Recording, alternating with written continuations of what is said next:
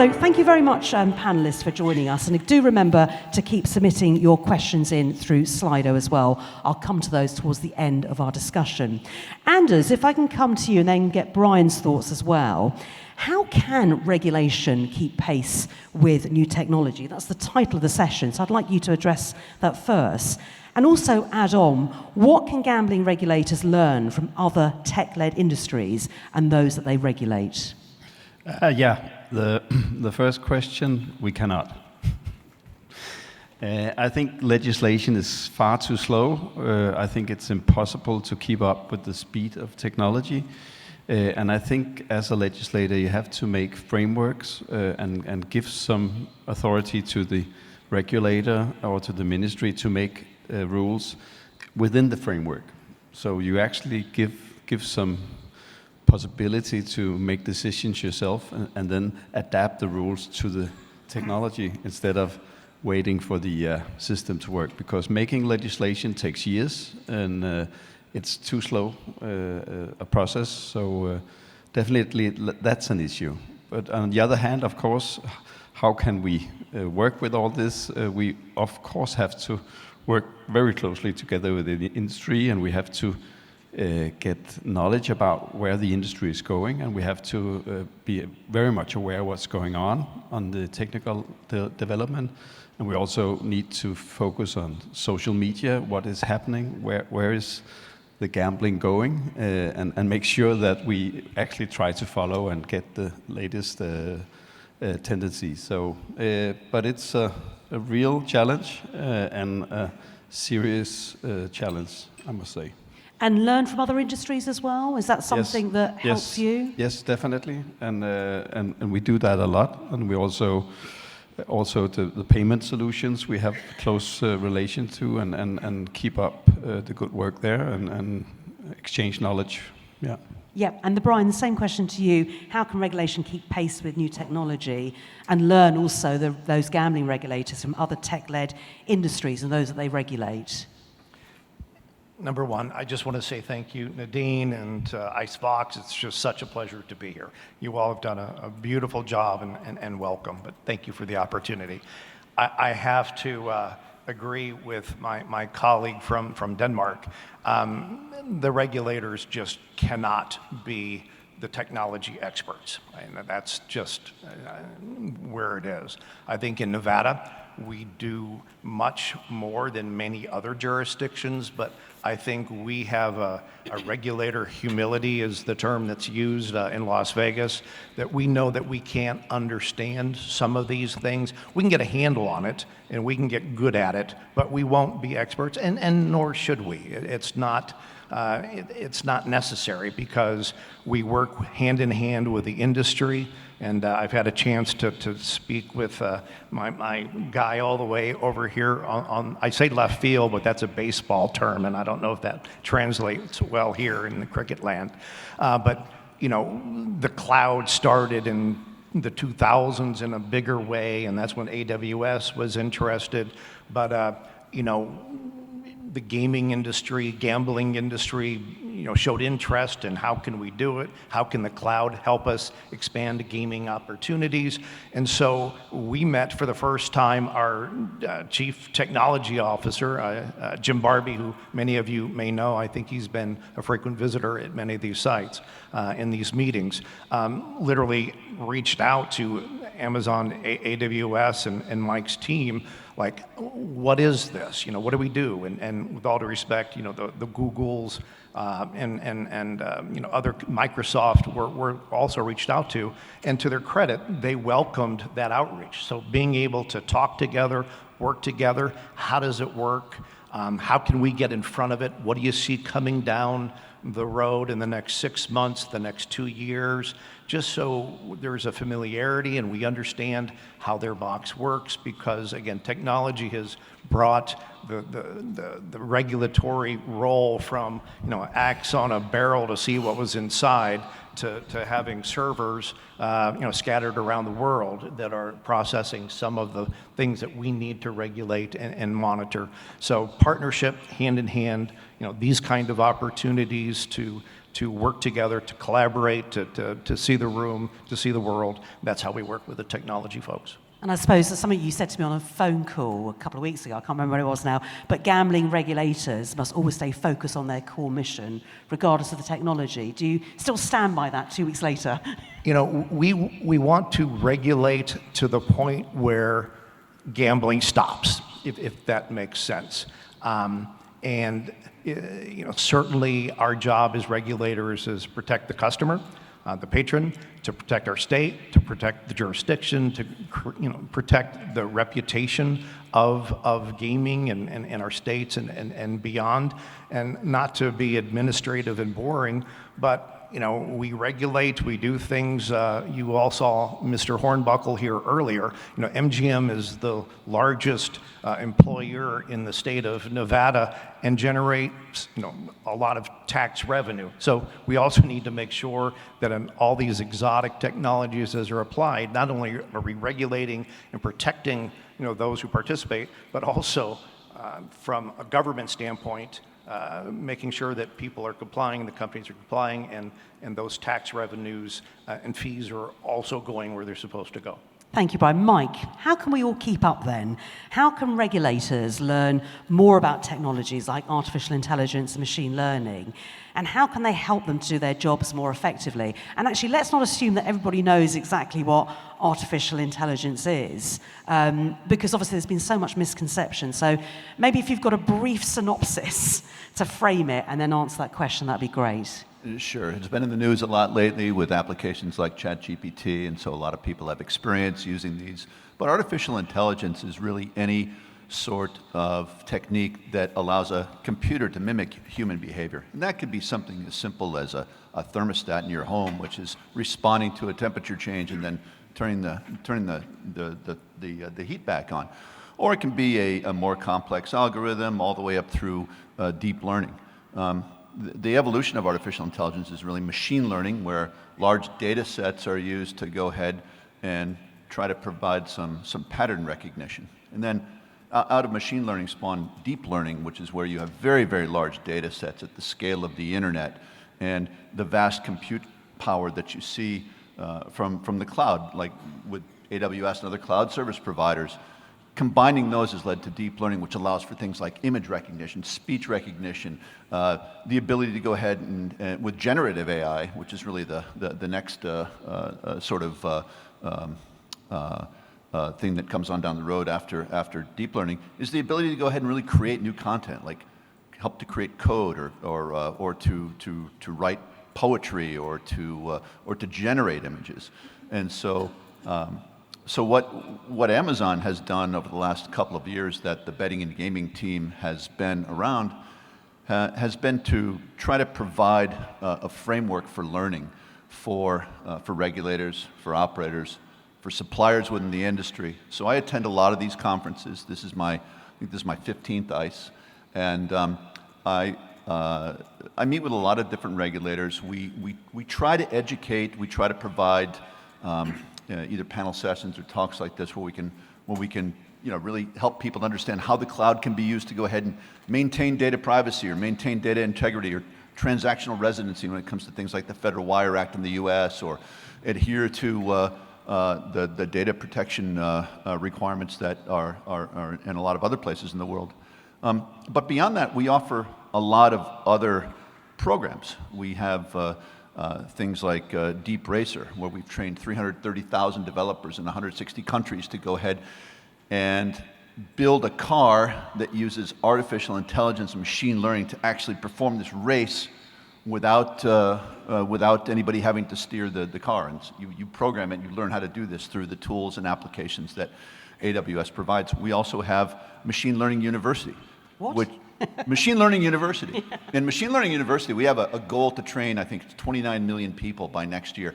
We have free courses out there right now that allow you to go ahead and really learn more about this at your own pace.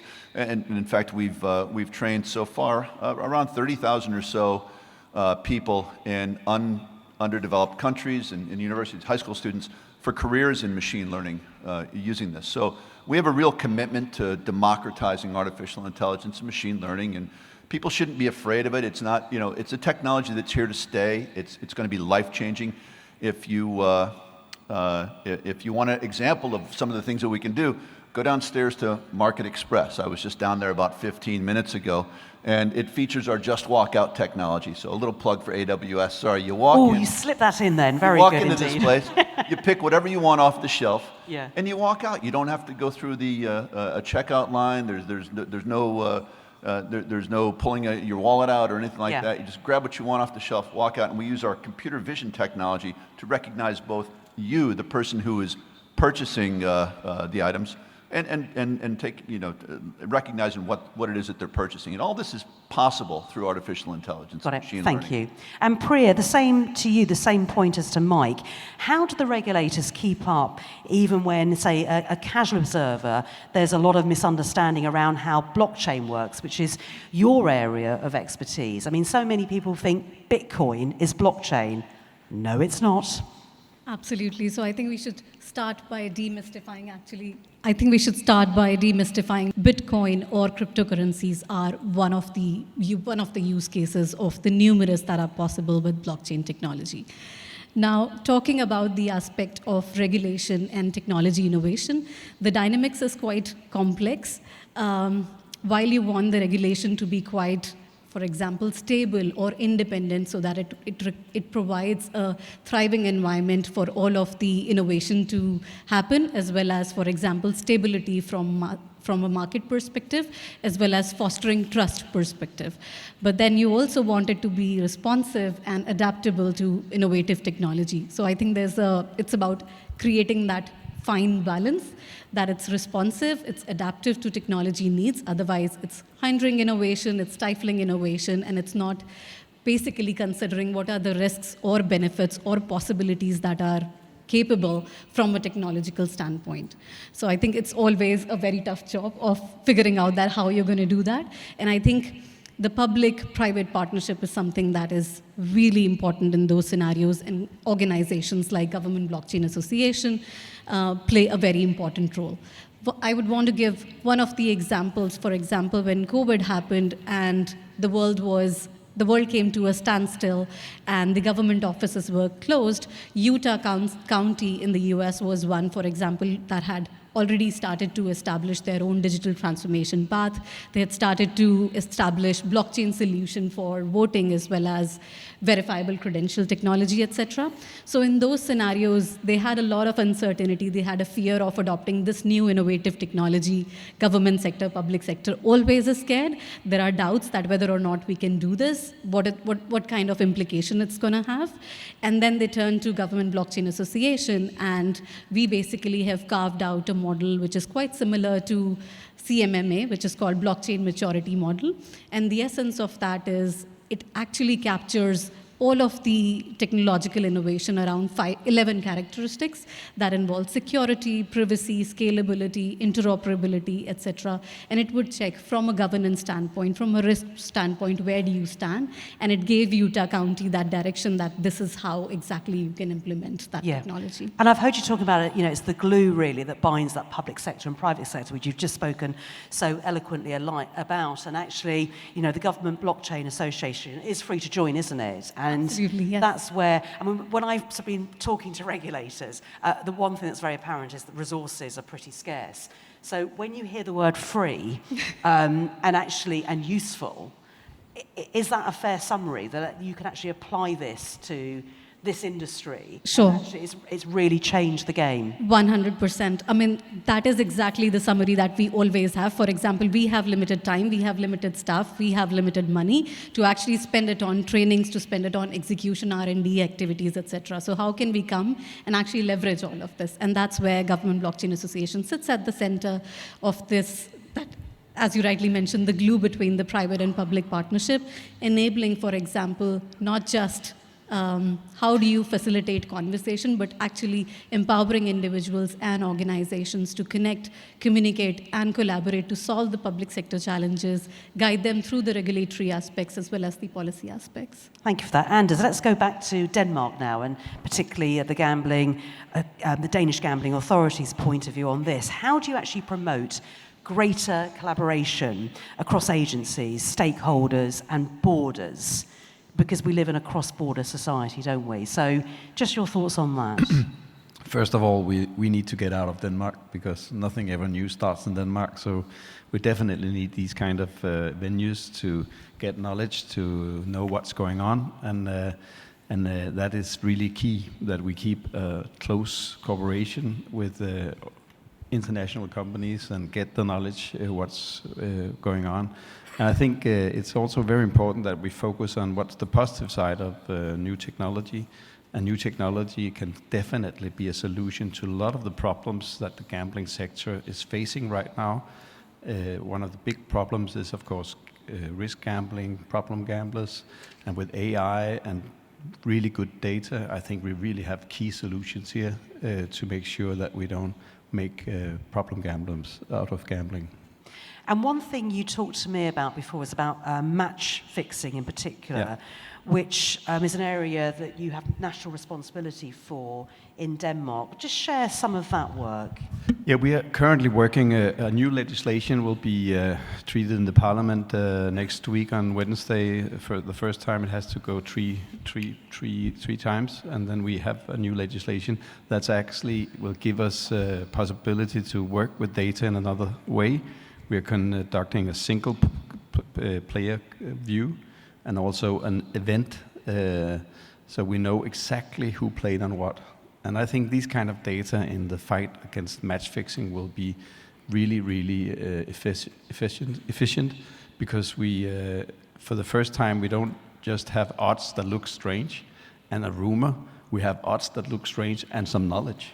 And I think with that kind of knowledge, we can go to the police and we can actually get the police interested in fighting match fixing, because we know who played on what in what game. Yeah. It's still some years, maybe 1 year ahead or something like that, but I put a lot of confidence in using data smart in the future to fight these kind of problems. So it's not ready to go yet, No. but we think it is around the We're corner. currently working on it, and you should also be. It's dangerous to promise. Oh, I know. Don't worry. The amount of times I've asked ministers, for timelines, and For certain. it's best to give For an Christmas, we ambiguous will have it answer. for Christmas. Yeah. Yeah. And Brian, from your point of view, be intrigued to find out how you sort of encourage greater collaboration and promote it across those agencies, stakeholders, and borders. And we've said it several times already, but just being, with all of you, being with the industry, the different parts, and I've already learned today that it's far more interesting working for AWS or blockchain than it is as a regulator. The regulators, as I said, need to reach out to a point, but we need to not stifle innovation. It's a fine line between using the profound data capabilities of AWS and blockchain technologies, and how we protect people, how we preserve data. With big data, there is big responsibility.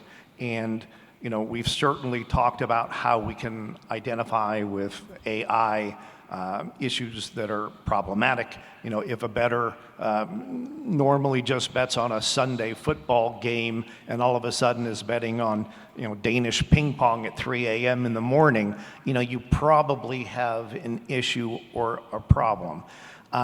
But there are ways, the ways to innovate, the ways to identify. Anders, you mentioned, money. Gaming is the exchanging of funds, and how that's done. AML issues and other money issues that can be a negative or cause harm or inappropriate, or the know your client rules, those monies are inappropriately put in. And blockchain is a wonderful thing, but you've already mentioned crypto is a part of blockchain, but how does crypto fit into not only a regulatory regime, but in gaming itself, and that's still being grappled with, and it's going to take some time. So again, I don't want, I've heard a message loud and clear today that, the problems in gaming are a small fraction. I'll accept that, but as a regulator, it's also, we need to make sure that, those minority, negative situations are being addressed properly, and those we regulate are authentically, vigorously trying to work with us to prevent those kind of problems. And Priya, just to pick, you were nodding when cryptocurrencies was mentioned. I don't know if you've been hypnotized that as soon as someone says cryptocurrencies, you come to life. But that was an issue that people had to go, oh, right, we've got cryptocurrencies. How's this going to impact this industry? And, people put heads together, regulators had to come together, you had to find a solution. So just give us a little bit of insight on that, and then I'm going to bring both you and Mike in on another question related to technology. Sure, absolutely. I think there are two aspects to it, right? So if we look at financial services industry, again, it was based on fiat currency. They had absolutely no clue that one day cryptocurrencies were going to come and disrupt the entire ecosystem. And that's where policymakers, regulators had to come in together to figure out, okay, we have this thing now, that how it's going to work. And a lot of, for example, transition happened towards digital currencies, CBDCs, etc.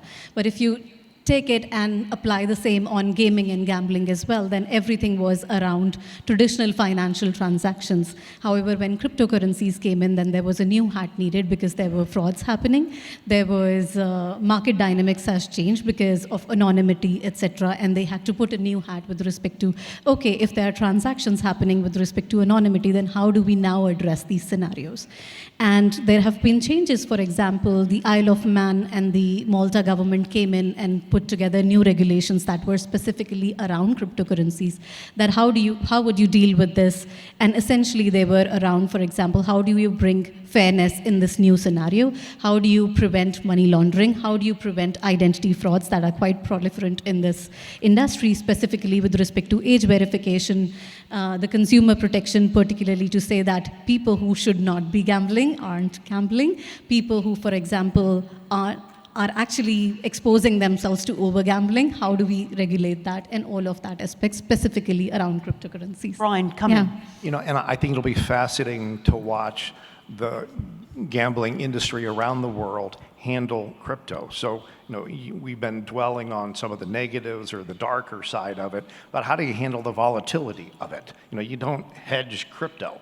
And, we all manage businesses. We're trying to make sure that, again, this exchange of funds means what it does. And, the volatility in the crypto markets could quickly overcome any positive, or a profit that you had in a gaming transaction that was funded by crypto. So I had this conversation with our gaming control board folks, the folks who do it every day.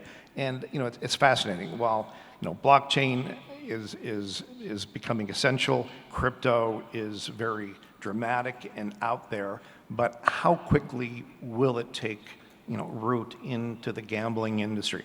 I don't know, but some of the folks in Las Vegas think it may actually be somewhat slow until those kind of issues can really be fully addressed. I totally agree, and particularly because there are advancements, there are so many frauds happening, it's becoming more uncertain, it's becoming more scary for regulators as well as public servants to actually adopt and embrace these innovative technologies. But of course, there's light at the end of the tunnel, and it's about connecting, communicating, and collaborating to identify that how we can ease through this challenge and move forward. Mike, can technology be used to address the problem of gambling disorder? Is that something that you're focused on at AWS? It is, and I just want to take a moment to respond to Brian. I think it's actually a very interesting time to be a regulator because there's so many challenges out there with things like anti-money laundering frameworks for crypto and like how do you handle responsible gaming. And the talk that just preceded this one had an interesting challenge that they pointed out, which was you've got the UK trying to come up with this single customer view, and how do you take different operators' data and sort of weave it together to get a picture of how a player is playing.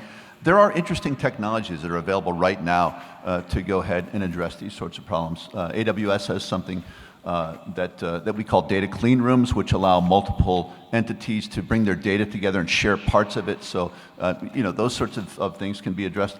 Another interesting thing is things like text summarization. You're getting so many reports in as a regulator on a routine basis, a monthly or quarterly basis. And what if you could make use of generative AI to do something like summarize those and just look for anomalies and then really allow yourselves to focus on where are people possibly being harmed, or where am I not collecting enough taxes, or whatever it is the regulators do on a regular basis. But right now we've just launched a machine learning model, and in fact tomorrow we're going to have a little video at an event that we're hosting at the Crown Plaza. If anybody wants to go attend that, we'd be happy to talk to you about it afterwards. But the video has one of our customers who's actually taken a machine learning model that was developed with Databricks on AWS, and it looks at a number of different markers of harm, very similar to the subject of a previous conversation here. And they're using it right now in beta because these are technologies and this is how they roll out. But they're using it to go ahead and take a look at where can we make a prediction about where someone may be suffering from gambling disorder or running off the rails a little bit.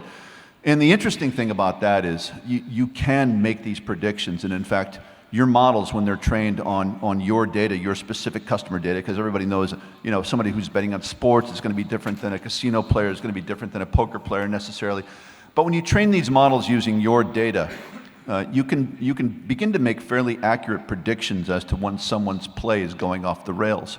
And the cool thing about the technology at this point in time is that particularly for online gaming, but even for land-based, we have the capability now to go ahead and interrupt that cycle of behavior. So we could put a pop-up window on a slot machine reminding a player of the safer gambling controls, or letting them know that they want a coupon to the steakhouse, but they have to walk upstairs to the player reward center to go ahead and collect it. So anything that can interrupt that cycle of behavior can really go ahead and be used to reduce harm. And ultimately, that's what we're trying to do. And these technologies are actually being used right now. They are being rolled out across some of the major operators around the world. Obviously, go and see that video after day 2 of the World Regulatory Briefing. We don't want to hijack our event, do you? This is after the show. Good. Yeah. 4:30 tomorrow afternoon. Oh, yeah, we'll allow that then. We'll allow you to go and see that. I'm going to bring in Priya in just a second. Brian, I think you want to make a quick comment, do you? If I may. AWS is doing it the right way, but again, if this technology exists, it can be used by people with, perhaps not the correct intention. So, that inducement to stop bad behavior, or dangerous behavior or unusual, can also be used to encourage betting activity that an individual wouldn't normally be doing. But one of the things I'd like to point out, and we talked about, coming together at conferences and having different associations. The Nevada Gaming Control Board meets with the industry every month. We have like an open house, and AWS was just in Las Vegas, their team last week. So every month we're having these exchanges because, as I said, we don't have the capacity to the pipeline to know these things. But as Mike, you and both of you, and Priya, you just talked about 20, 50, 100 different things that are happening that could become a gaming product, a gambling product. And so for us to have that anticipation, to anticipate the needs, what are the problems, in partnership, trust and verify, it's actually the collaboration, I think, has been profoundly healthy for the gaming industry. Thanks for that. And Priya, just to build on what we've just heard so far, when you think about player protection, how do you ensure the identity of the person is actually genuinely their identity? Sure.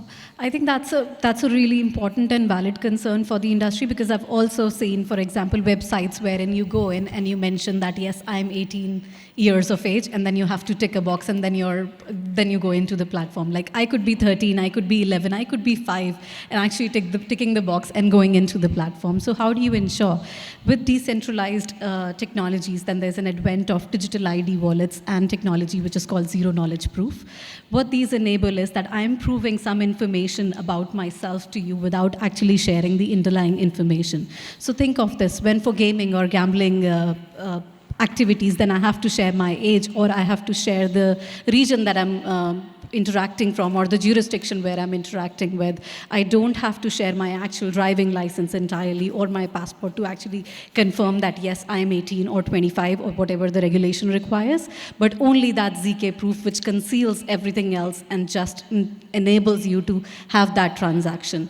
And secondly, the digital ID wallets, when we talked about, they are embedded with facial recognition, liveness detection text, biometric tests, etc., which ensure that the user indeed is the person who is claiming it to be. And because these wallets, the owners of these wallets are the users themselves, there isn't a question of, for example, the biometrics data being stolen or frauded. And that's quite really important and revolutionary.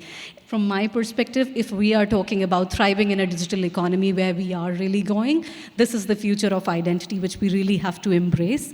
And there are numerous regulations around it which Europe and UK itself are working. There's a data protection bill coming in as well which would aid all of this. And Anders, to bring you in now, how do you balance the need to ensure fair markets and consumer protection without actually stifling business innovation? There just has to be a balance, doesn't there? Yes, of course, there has to be a balance, and a very good question actually. But we have to we have to keep focus on the player, and we have to protect the player. And I think when new games come along, we have to make sure they know what they are playing. They have to understand the game. We recently made a research in Denmark, a survey showing that why people play on the black market. And 37% of the people who plays on the black market, they play on the black market because they can find games they cannot find on the license page. And that's, I think that's a wake-up call for the industry. The license operators have to make sure that they actually have the possibility to provide these games for the gambling. Otherwise, the black or the gray market will increase. So we have to have a strong focus on the development of new games. And when we have new games, we have to have a strong focus on protecting the player and making sure they understand what they're playing and understand the return to play or whatever is connected to the games. Very, very important part, definitely. Yeah, Brian, just your thoughts. Yeah, I think the regulating community needs to be flexible.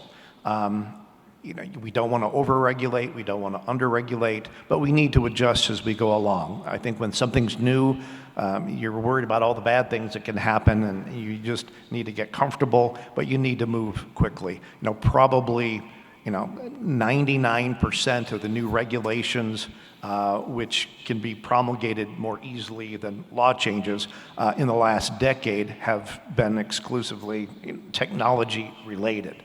So again, having that mindset of working together and also working with other regulators. We have people come in front of the Nevada Gaming Commission who, this is their 200th license visit around the planet. We all have different rules, we have different standards, and oh my goodness, how do you have time to have 200 different licenses in different jurisdictions? So, and Anders and I have had a small conversation on Zoom, but, I don't want to be Pollyannish. I know different jurisdictions have different needs and different rhythms, different politics, all of those kind of things. But we as regulators, if we can standardize as much as we can, perhaps using blockchain and other technologies to help us get to the same spot, so it enables the flexibility, the innovation, the dynamics of the industry to work with the regulating community in far greater concert and coordination. Anders, a quick point, and then I'm going to take some Slido questions. Yes, of course. Just a quick point on that.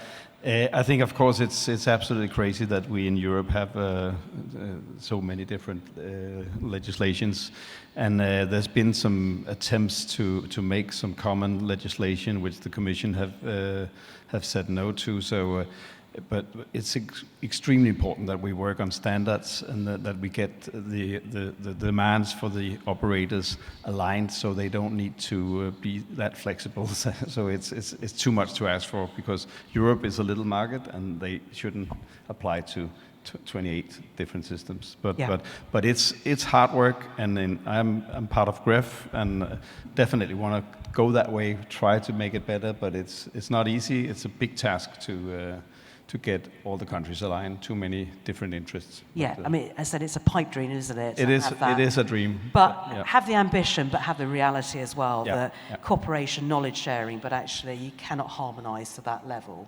Or maybe one day, but I think that's a long way. We can try. You can try. I know you're an optimist, aren't you? So, got some questions in. Thank you very much. And Mike, I'm going to throw one over to you. How can AI be used for AML, so anti-money laundering matters? Do you have any solutions? Well, I think the main thing with AML, looking back at my operator history, is that you want to make sure that the payment methods that are being used to go ahead and pay out are the same ones that are being used to pay in. Now, at a land-based casino, I think it's a little bit more difficult, because where else in the world do you have somebody that can walk in with thousands of dollars and go up to a cashier and collect chips and do something for a few hours and then walk out and cash those chips back in for some amount of money without even providing an ID? I don't know of any other business that allows this to happen, and it's always been kind of interesting to me. I think that what casinos are talking about right now is potentially going to cashless or going to card play, where you have to provide some identification in order to do this. I don't know that it's going to happen. I know there are pretty cool things that are happening in Las Vegas right now, which I'm sure my colleagues here can attest to. But you go to the Circa in Las Vegas, and they want to check everyone's ID now before you walk in to make sure that you're either, you're not on a blacklist, or you're not on an exclusion list, or you're not a problem gambler. And that also prevents anyone from being under 21. 21 is the legal gambling age limit in the United States, from entering the casino property. One of the problems it presents is that you sometimes get a line going into these properties. So what if you could use a technology like a palm recognition or a biometric recognition or something like that? Being able to identify the player ultimately is the way you're going to go ahead and deter money laundering. And how about the regulatory status of NFTs in Denmark? So I think that's a question for you. I think the clue's in the title. Yes, yes, you're not allowed. No. Not allowed. We see it in the black market. Explain what it is, just in case people don't know. Well, maybe you should. NFTs. Yeah. So those are non-fungible tokens. Essentially, for example, the layman technology would be whether or not there is an actual asset associated to it, and that can be translated into a value. I don't think I'm doing a great job at it, but probably that should do it. Yeah, I think so, yeah. So not allowed. Okay, that's a quick question. And just another one, a European question. What are expectations on regulation that will allow using crypto in gambling-related fields in Europe? So... Hard to say. Right now, it doesn't look like it's going to be feasible for the next couple of years. Brian, do you want to extend that to America? Do you want to take that? Pretend the question said America or North America? Take crypto in gaming, and I think we previously touched on it. I think it's going to be a very slow road. You said a slow, didn't you? Because of the AML, KYC, the volatility, the uncertainty. I wouldn't be too enthusiastic about that happening anytime soon. Yeah. Okay, well, I'm just conscious of time. I just want to get your final thoughts. Obviously, we could have covered so much more. It's gone by very quickly. But just to go down the line and just leave an impression with the audience, what they want to think about or maybe take away from this particular session. So, Mike, if I can start with you. Sure. So we're in the midst of a profound transformation. 30 years ago, there was no internet. You couldn't Google for things. You couldn't have Amazon deliver packages to your door. And I think 30 years from now, we're going to look back on this time and say that artificial intelligence and machine learning has profoundly changed the way we live, the way we gamble, the way we play, the way we consume entertainment. Every single customer interaction, we believe, is going to be affected by artificial intelligence and machine learning. So, although Brian had mentioned that there are potentially nefarious ways that you can use these technologies, I would say back that there's nefarious ways to do, bad actors can find bad things to do with any sort of new technology. And I think that, it's to the benefit of everyone out there to embrace these technologies and learn about them and learn how they can be used within your industry. I think that's what I would take away. And if you want to come and talk to me afterwards, I'd be happy to point you in the right direction. Or see his video at 4:30 tomorrow.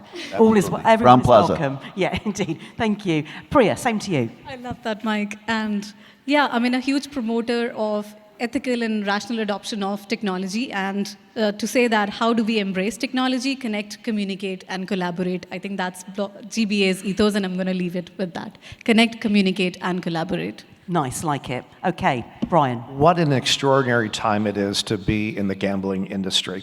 And as much as we're now talking about technology, the brick and mortar and the merger that, again, we heard from Mr. Hornbuckle earlier, talking about taking your online experience, and the accumulation of, your wagering activities into the brick and mortar.